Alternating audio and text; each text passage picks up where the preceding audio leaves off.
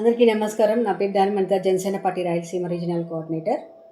కొండలు చూసి కుక్కలు మరుగుతాయంట. ఆ కోవకు చెందినవాడే Prakash Raj, cine actor Prakash Raj.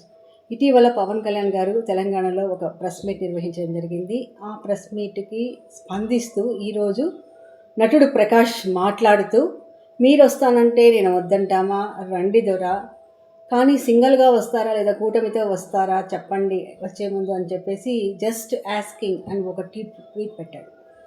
So ఎలా వస్తే నీకేంటి, ఆల్రెడీ పవన్ కళ్యాణ్ గారు నాకు ఆంధ్ర మీద కాన్సన్ట్రేషన్ ఎక్కువ ఉంది, నేను నా పని నేను చేసుకుంటా అంటే తెలంగాణకి వచ్చేలాగా మీరే చేశారు. సో ఇక మీదట మా జనసేన వాళ్ళు, తెలంగాణ అనేటువంటి జనసేన నాయకులు కానీ, వీర మహిళలు కానీ ఎవరు ఏ సమస్య మీద పిలిచినా కూడా నేను ఖచ్చితంగా తెలంగాణలో వస్తాను, మాట్లాడతాను అని చెప్పారు. ఇది చాలు, మళ్ళీ నువ్వేందుకు ప్రత్యేకంగా మాట్లాడేది?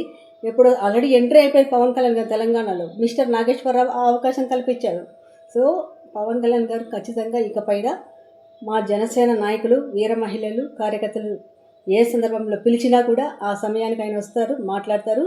ఇంకొకటి, ప్రకాష్ రాజ్ నువ్వు విన్నావో లేదో, రాబోయే జీహెచ్ఎంసీ ఎన్నికల్లో జనసేన ఖచ్చితంగా పోటీ చేస్తుంది, గుర్తుపెట్టుకో. ఇదే నీకు మా జనసేన పార్టీ తరఫున నీకు సమాధానం. జై జనసేన, జై హింద్.